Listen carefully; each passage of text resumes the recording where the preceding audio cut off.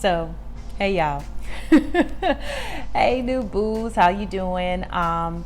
This was really not planned or a really structured type of lesson today, but I do want to hop on here and encourage you guys super fast. I don't know about any of the rest of you, but as I've been growing and trying to transition in faith and business and many other things, I've really received a mandate to kind of just step out on faith and pursue those things that really give me the heebie jeebies. And when I say that, primarily I mean that kind of just scare the living crap out of me.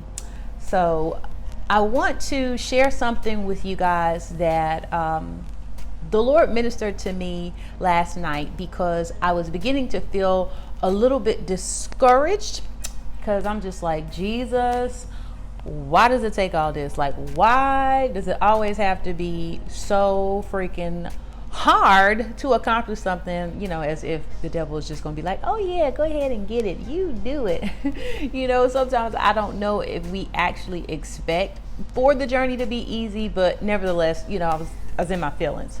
So, in my little prayer time, I was praying, and this is a scripture that God highlighted to me, and it's from Matthew 14:30 and 31, and it says, "But when he saw the wind boisterous and was afraid, and beginning to sink, he cried, saying, 'Lord, save me.' And immediately Jesus stretched forth his hand and caught him and said unto him, 'O thou of little faith, wherefore didst thou doubt?'"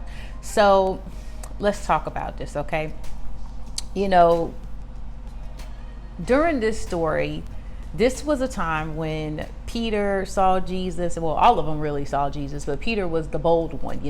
He was the one who's saying, okay, God, if this is you, tell me to come out there. And a lot of us are like, you know what, God, if it is you telling me to start this business, if it's you telling me to step forward in ministry, if it's you telling me that this is the person, whatever, just tell me to come on out there. And so, we've gotten past the point of confirmation or clarification or whatever.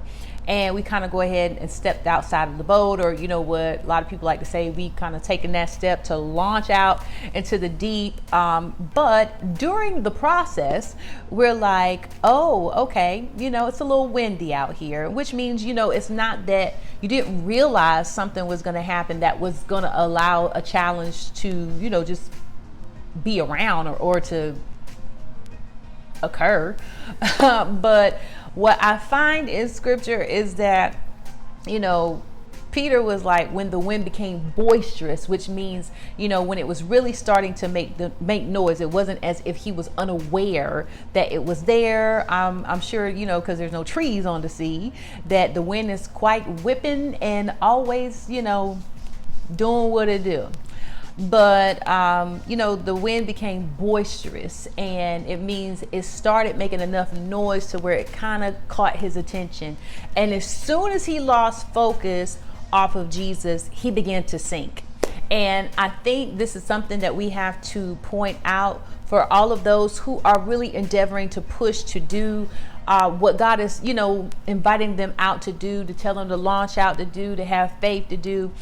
It is so imperative that we fight for our focus, and that focus is the end goal. Now, in this particular scenario, it was Peter reaching Jesus. And if you look at, for the most part, most of us, it is still us reaching Jesus, but it's still about reaching a calling, a goal, a destination, purpose, destiny, whatever you actually want to call it. But the moment we begin to take our eyes off of that, and with all of the noise and the other stuff and distractions that are going on around us, our hope begins to sink. And I really want to encourage someone out there to fix your focus. It is so important. Did I tell you it was important? It is so important that your focus is on the goal, which is the movement, the progression, the getting to the place, that you've been bid to come out to. And, the good thing is that when we cry out, immediately God comes to attend to us, which is, very reassuring. God comes to attend to us, and that was, that's important. But the first thing that he said to him, even though he saved him, he said, hey, oh, you have little faith, like where did you doubt? Which, you know, is the meat of my conversation, is that we really have no room for doubt in this season. And how does doubt come in? Doubt comes in by losing your focus. So, you know, in this little 5 minutes, I just really wanted to tell all of you guys, all of you ladies, all of you entrepreneurs, all of you people who are, you know, have the heart and the courage and have answered the call to go and step out and venture out and do that thing that God is requiring of you or is calling you to do, which takes faith, to not lose your focus.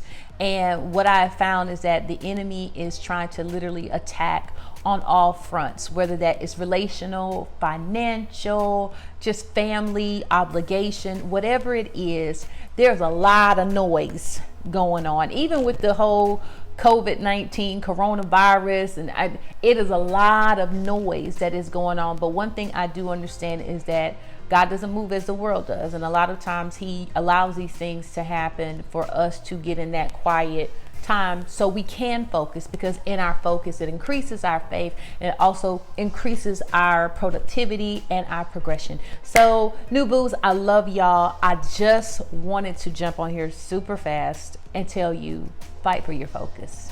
You got to fight for your focus in this season. Your future is in that fight for your focus, and there's no room for doubt. Keep your eyes straight. Don't doubt. Don't get distracted, because when you do, that is when the second guessing yourself comes in. That's when it comes in like, oh, did God really tell me to do this? You know?